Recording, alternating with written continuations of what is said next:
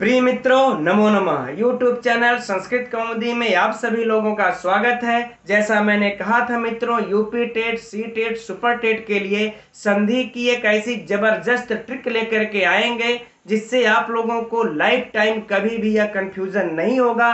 कभी भी इसे याद करने की, इसके नियमों को याद करने की, सूत्रों को याद करने की कोई जरूरत ही नहीं पड़ेगी और कभी भी यह भूलेगा नहीं, क्योंकि जो संस्कृत के स्टूडेंट्स होते हैं वो तो सूत्र से याद किए रहते हैं, लेकिन जो अदर सब्जेक्ट के स्टूडेंट्स होते हैं उनको कंफ्यूजन हो जाता है, यार ए के बाद ए आता है तो क्या होगा, है ना, अ के बाद यदि री आ गया तो क्या होगा। उनको जो कंफ्यूजन होता है उसके लिए मित्रों एक जबरदस्त ट्रिक है जिससे कि वो पूरे लाइफ टाइम कभी कंफ्यूजन नहीं होगा। तो आइए प्रारंभ करते हैं। तो इसके लिए मित्रों सिंपली रूप में पहले एक तरफ हम लोग अ करके 9 बार लिख लेंगे। क्यों? क्योंकि संस्कृत में जो माहेश्वर सूत्र है उसमें पूरे स्वरों की संख्या 9 है ना। देखिए अ ई उ री री ए ओ आई औ, टोटल कितने हैं? 9 है। तो इनको हम क्रम से एक तरफ लिख लेंगे। ये तो सभी लोगों को याद होंगे, याद करने की कोई जरूरत नहीं है। इसके दूसरे साइड में हम क्या लिख लेंगे? अ। मित्रों यहाँ पर जब भी बोला जाएगा तो और आ दोनों समझिएगा। ई कहा जाएगा तो छोटी ई बड़ी दोनों समझिएगा। ऊ कहा जाएगा छोटा ऊ बड़ा ऊ दोनों समझिएगा। और री कहा जाएगा तो छोटा री और बड़ा री दोनों समझिएगा। री का तो बड़ा होता ही नहीं है और ए का तो बड़ा ए यहाँ पर लिखा हुआ है, ओ का ओ लिखा हुआ है। तो इन चारों को जब भी हम बोलेंगे तो आ ई दोनों समझना है। ठीक है, अब देखिए स्टार्ट करते हैं। अब देखिए अधन अ बराबर, जब आप लोग सभी लोग जानते हैं कि जब समान स्वर आ जाता है दोनों तरफ तो कौन संधि हो जाती है? दीर्घ संधि। इसे तो याद करने की कोई भी जरूरत नहीं है ना, ये दीर्घ हो जाता है। अब यहां से हम लोग ई के यहां से लेंगे और री तक जाएंगे, है ना। अ ई उ री री इन चारों को ले लेते हैं। अ या आ के बाद यदि आपको ई उ री री री नजर आ जाए तो कौन संधि हो जाती है मित्रों? गुण संधि हो जाती है। बस ये पहला संधि हो गया, यह दूसरा संधि गुण हो गई। अब आप लोगों को इसमें कुछ भी याद नहीं करना। अब आगे हम लोग बढ़ जाते हैं, है ना। आगे जे में अब ए आई ओ औ जो आगे के शेष चारों जो स्वर बचते हैं इनको अब ले लेते हैं। अ या आ के बाद ए ओ आई औ कुछ भी आ जाए इन चारों में से तो कौन संधि हो जाती है? वृद्धि संधि। ये तीसरी संधि भी आप लोगों को फटाक दे याद हो गई। कोई इसमें समस्या करने की जरूरत, कोई भी दिमाग लगाने की कोई आवश्यकता नहीं पड़ी। अब हम क्या करेंगे, फिर से दूसरे तरफ ये 3 संधि तो क्लियर हो गई। अब फिर से जो होगा हम अ को छोड़ करके ई उ री री ए ओ आई औ इन 8 स्वरों को, क्योंकि अ को इसलिए छोड़ दिया क्योंकि अ के बाद अ जैसे ही आता है वो तो समान स्वर हो जाता है और अ के बाद जो विभिन्न स्वर आने वाले हैं उनका तो वर्णन हो चुका। तो हम इनको ले लेते हैं। इसमें भी ई से लेकर के री तक हम इन चारों स्वरों को ले लेंगे। इनके बाद कोई भी असमान स्वर आता है तो असमान स्वर इसलिए हमने ले लिया, ये ले लेते हैं क्योंकि जैसे ही ई के बाद ई यदि समान स्वर आ जाता है, ई के बाद यदि ई आता है चाहे छोटी बड़ी हो तो दीर्घ संधि हो ही जाती है। ऊ के बाद ऊ आता है तो दीर्घ संधि समान स्वर हो जाएगा, इन चारों के साथ लागू होता है। इसलिए असमान स्वर यहां पर सीधे सीधे लिख दिए हम लोग कि असमान स्वर कोई भी आ जाए ई को छोड़ करके, बाकी 8 कोई भी स्वर आ जाए तो कौन सी संधि हो जाती है मित्रों? यण संधि, है ना। अब आपकी यह चौथी संधि भी क्लियर हो गई, कोई दिमाग लगाने की आवश्यकता नहीं, कुछ भी याद करने की आवश्यकता नहीं पड़ी। अब हम लोग ए ओ आई औ बच जाता है। अब ए ओ आई औ के साथ भी इन चारों को भी ले लेते हैं।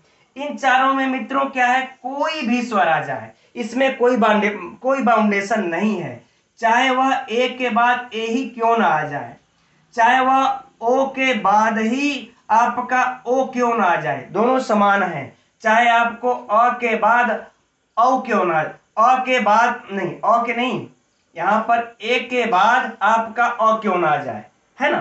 तो इसके बाद कोई भी स्वर आए, कोई कंडीशन नहीं रखा गया, है ना। तो कौन सी संधि हो जाएगी? अयादि संधि। अयादि संधि। अब मित्रों यह आपको यह पांचवी संधि भी क्लियर होगी। इसके लिए हम समझते हैं आप लोगों को कुछ भी दिमाग लगाने की, याद करने की कभी कोई जरूरत नहीं पड़ेगी। कब दीर्घ, कब गुण, कब वृद्धि, कब यण, कब अयादि, कभी भी सोचने की कोई जरूरत नहीं पड़ेगी। संधि विच्छेद अगर करके लिखा हुआ है आप लोग तुरंत समझ सकते हैं। जैसे यहाँ पर रमा धन ईशा अगर लिखा हुआ है तो आप लोग समझ सकते हैं यहाँ पर क्या है आ, यहाँ पर क्या है ई, प्रारंभ में इसका अंत में आ, इसके प्रारंभ में ई, आ और आ या आ हमने तो कह ही चुका हूं, और या के बाद ई या बड़ी ई आवे कोई फर्क नहीं है, क्या हुआ गुण हुआ। आराम से हम लोग समझ सकते हैं, इसमें कोई भी समस्या नहीं होगी। अब अयादि में भी देख लीजिए, जैसे अब इसका देख लेते हैं हम लोग, ओ चयनम चेधन अनम, चेधन अनम, यह विच्छेद दिया हुआ है। तो यहाँ पर क्या है ए, यहाँ पर क्या है अ, तो ए के बाद अ यानी कोई भी स्वर आ जाता है, कौन संधि हो जाती है, अयादि संधि हो जाती है। तो हमें कुछ भी यहाँ पर दिमाग लगाने की आवश्यकता नहीं पड़ी और ये सारी संधियां क्लियर हो गई। अब कहीं से भी आप लोग उदाहरण उठा करके इसको चेक कर सकते हैं इन पांचों के लिए।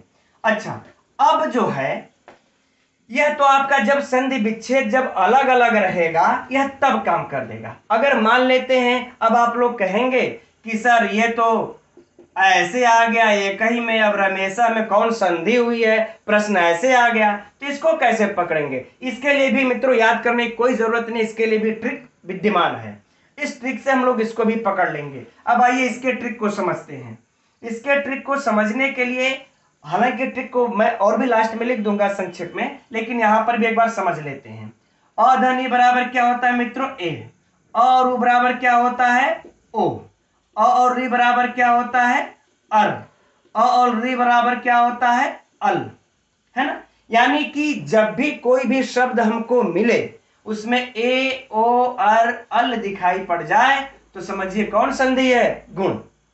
अब वृद्धि को याद कर लेंगे। वृद्धि का अ या आ के बाद ए आता है तो क्या हो जाता है आई, अ या आ के बाद ओ आता है तो क्या हो जाता है औ, अ या आ के बाद आई आता है तो भी क्या होगा आई। याद रखेंगे ए आए चाहे आई आए दोनों कंडीशन में क्या होगा आई, और ओ आए चाहे औ आए दोनों कंडीशन में क्या होगा औ। तो यानी हमको ये दो बातें याद रख लेनी है। ये डबल चुंडी, अगर किसी संधि में ये डबल चुंडी दो ठो नजर आ जाए, चाहे आई की चाहे औ की, तो कौन संधि हुई, वृद्धि संधि, है ना। हम भी उदाहरण से भी बताएंगे। अब यण का है, यण में ई के बाद असमान स्वर आता है मित्रों, तो य, उ के बाद असमान स्वर आता है तो वह, हलंत लगाना नहीं भूलेंगे।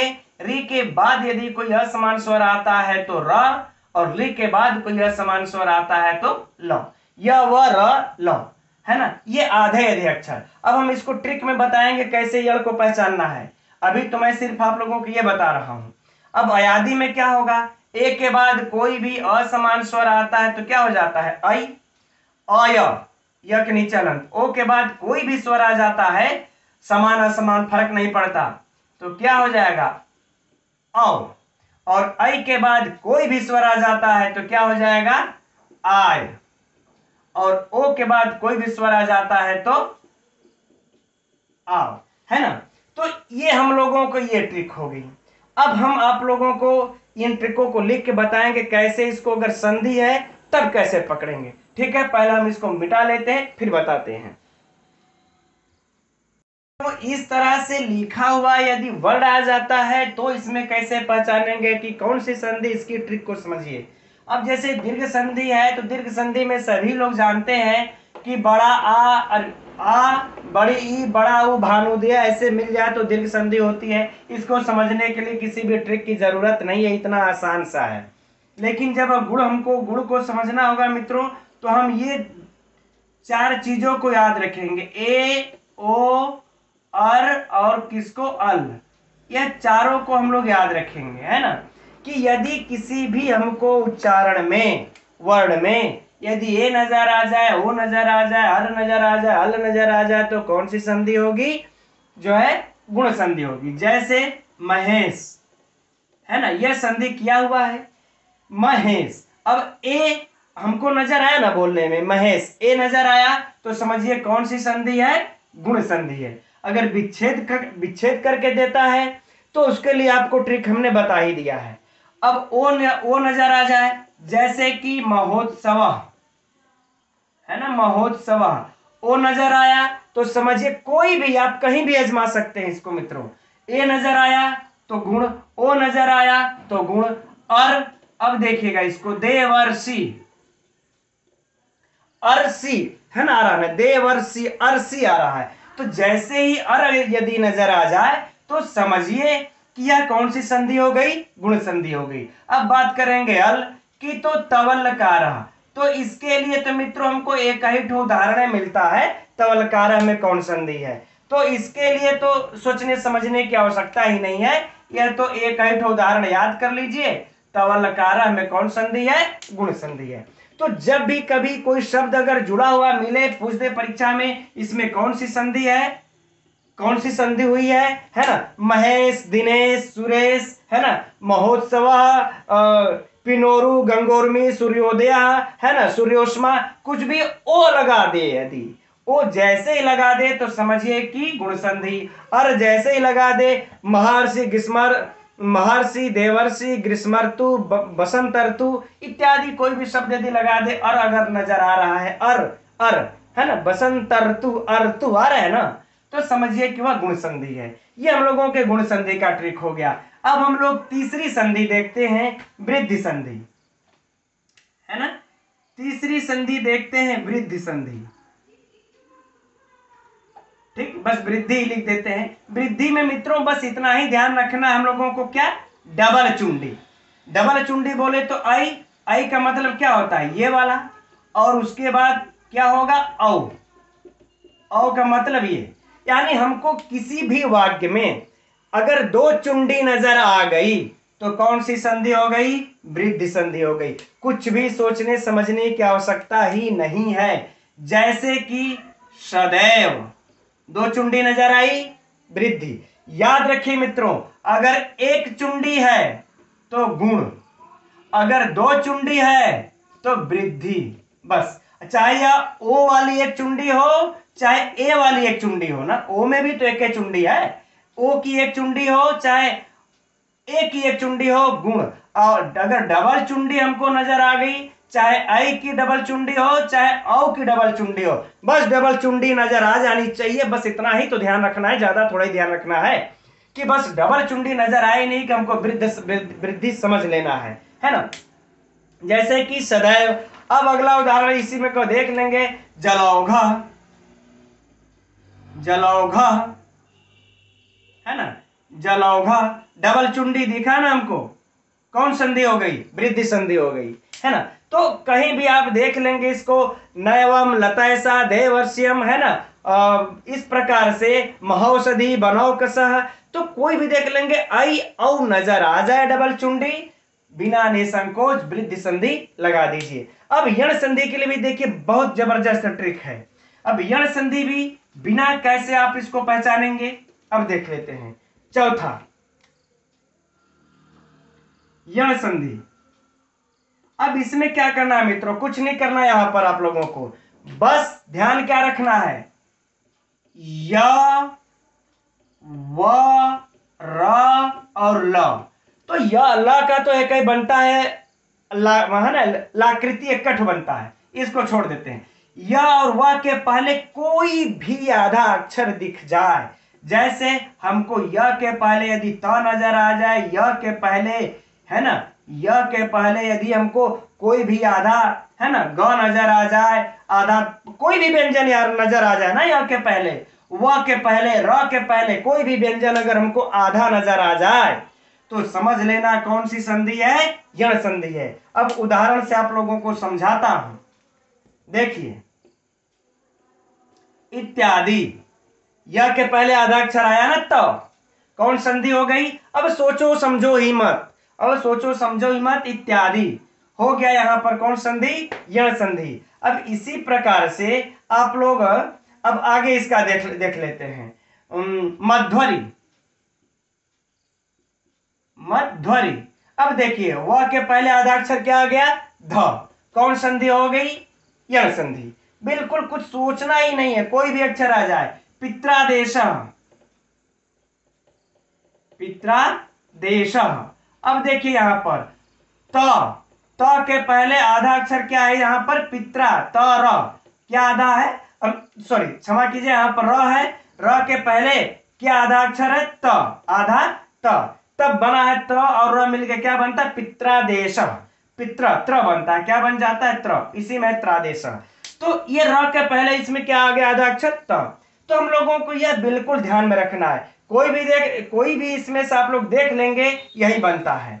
और ल वाला तो एक उदाहरण है, लाकृति, इसको बस याद कर लो कौन सी संधि है, यण संधि है। और बाकी इन तीनों के लिए तो है ही है कि इन तीनों से पहले कोई भी आधा अक्षर दिख जाए तो समझ लेना कौन सी संधि है, यण संधि है। जैसे फिर से देख लीजिए मध्वरी, और भी इसके जैसे उदाहरण है नद्युर्मी, शुद्ध्युपास्य, है ना, नद्युर्मी, द के पहले आधा य, अरे य के पहले आधा द, ना, नद्युर्मी, शुद्ध्युपास्य, य के पहले आधा ध, सब में कौन सी संधि है, सब में यण संधि है। इस तरीके से आप लोगों को कोई भी कंफ्यूजन नहीं होगा। अब हम लोग समझते हैं अयादि संधि को, पांचवा। अब पांचवा देख लेते हैं,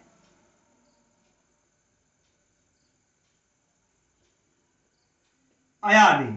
अयादि में क्या हम लोगों को ध्यान देना है, अय, आय, अव, आव। अगर किसी को भी बोलने में अगर ऐसा हमको अगर नजर आता है तो समझिए कौन सी संधि है, अयादि। यह सब कब काम करेगा मित्रों, जब आप पूरे नियमों को भूल जाते हैं तब, कि यार अब यहां पर तो कोई नियम ही मुझे नहीं याद आ रहा है। क्योंकि कुछ तो ऐसे अपवाद होते हैं, जैसे कि मैंने बताया था कि यदि अ के बाद यदि उ नजर आ जाए तो कौन संधि होती है, गुण। लेकिन इसका वृद्धि भी हो जाती है, कभी कभी अक्षौहिणी बनता है, अक्षधन उइनी। तो इसके लिए तो विशेष अपवाद सूत्र कायम है, वो तो आप लोगों को अलग से ही पढ़ना पड़ेगा। लेकिन यह यदि आप ऐसे समझ लेते हैं, बाकी वो चीजें भूल चुकी हैं, तो यह काम दे देगा आप लोगों को। जैसे अब है ना, देखिए नयना, अय कैसे आया इसमें, देखिए नयना, क्या लिख रहे हैं हम लोग, नयना। अब देखिए अयना, अय, नयन, आया, आया कि नहीं आया, तो कौन संधि हो गई, अयादि, आय, है ना। नायक, नायक, आय, आया ना, आय, कौन संधि हो गई, अयादि संधि। अब पवन, आ रहा ना, अब पवन, अयादि संधि। आव, है ना, पावक, कौन संधि हो गई, अयादि संधि। कहीं भी इस प्रकार से मित्रों इसका आप लोग उदाहरण देख लेंगे, ये आप लोगों को वही चीज नजर आएगा, है ना, हरए। अब आप लोग कहेंगे यहां पर हरए, अब कहेंगे यहां पर ए आया है तो क्या गुण संधि होगी, यहां पर तो आप लोग अपनी कॉमन चीजें, कॉमन सेंस लगा सकते हैं। ये विच्छेद करेंगे तो विच्छेद में ये क्या बनता है, हर, ये ऐसे थोड़ा बनेगा, है ना, ये तो कहीं ऐसे होगा नहीं। अय, इसमें क्या, हर, हर ये अय, अय आ रहा है कि नहीं, यह पे मात्रा इस तरह से करने से हर धन क्या है, हर धन ए, है ना, सॉरी इसका जो है जल्दीबाजी में मिस्टेक हो गया, हरे धन ए, यहां पर ए के बाद ए आता है तो क्या होता है, ए ही तो होता है ना, ए ही तो होता है, तो हरए, है ना, तो अय फिर भी तो आया ना, अय के ऊपर ये मात्रा में ए लगा है, हरए, ठीक है। तो इस प्रकार से कहीं भी आ जाए तो ये समझ लेना है हम लोगों को, आय, आय, अव, आव, इन दोनों में कौन सी संधि होगी मित्रों, जब ऐसा है तो अयादि संधि होगी। तो ये बस हम लोगों को ट्रिक अगर याद कर लेते हैं तो संधि अगर हुआ शब्द भी है तब उसमें यह जान लेंगे कि इसमें कौन सी संधि हुई है। अब मित्रों आप लोगों को दो संधि और बचती है, एक पूर्व रूप, एक पर रूप। तो पूर्व रूप पर रूप भी आसान है, उसको आप लोग जानते ही हैं, लेकिन चलिए उसको भी पूरा कर देते हैं, ठीक है ना। हम लोग देख लेते हैं पूर्व रूप, पूर्व रूप संधि, ठीक है, यह हो जाएगा छठवां पूर्व रूप संधि। इसमें मित्रों आप लोग जानते ही हैं कि जैसे ही हमको अवग्रह दिखाई दे पड़ जाए, हरेव, विष्णोव, है ना, विष्णोव। तो यह कौन सी संधि हो जाती है? विष्णोव, पूर्व रूप संधि हो जाती है। तो इसमें तो समझने की कोई भी आवश्यकता ही नहीं है, ये अलग से हम लोग इसको इस प्रकार से अवग्रह है तो पूर्व रूप संधि है। अब सातवां जो संधि है वह है हम लोगों का पररूप संधि, है ना, पररूप संधि। अब ये सातवां है। अब देखिए पररूप संधि के लिए हम लोगों को कितना याद रखना पड़ेगा कि अकारांत उपसर्ग होने चाहिए। कैसे उपसर्ग? अकारांत होने चाहिए, ऐसा नहीं कि सु हो, है ना, नहीं। अकारांत का मतलब जैसे कि प्र और उप, इस प्रकार से उपसर्ग। तो अब जैसे इसका है, देखिए हम लोग क्या करते हैं, प्रधन एजते तो प्रेजते, प्रधन एजते प्रेजते, उपधन ओसति उपोषति, है ना। तो ये अगर आप लोग कहेंगे यहां पर तो ओ आ गया है तो गुण संधि होनी चाहिए। तो इतना आप लोग ध्यान यहां पर रखिएगा कि यह वाला चीज उपसर्ग है, वो भी अकारांत उपसर्ग है ना, अकारांत उपसर्ग है। तो कौन संधि हो जाएगी मित्रों? यहां पर हम लोगों को यह पररूप संधि हो जाएगी। यह अकारांत उपसर्ग हम लोग दो ध्यान में रखेंगे। इसमें ज्यादातर यही पूछता है, ये प्रेजते और उपोषति, तो दो ठो लगभग ये है पररूप संधि में। इस प्रकार से मित्रों आप लोगों को यह स्वर संधि पूरा कंप्लीट हो गया। इसमें इस तरीके से ट्रिक से याद कर लेंगे, यह कभी भी लाइफ टाइम नहीं भूलेगा। और एक दो जैसे कि अपवाद है उनके भी मैंने अक्षौणी चर्चा कर दी है। आगे और भी इसी तरीके से ट्रिक से पढ़ने के लिए सी टेट, यूपी टेट इत्यादि के लिए हमारे चैनल को आप लोग सब्सक्राइब अवश्य कर लें। मित्रों नमो नमः।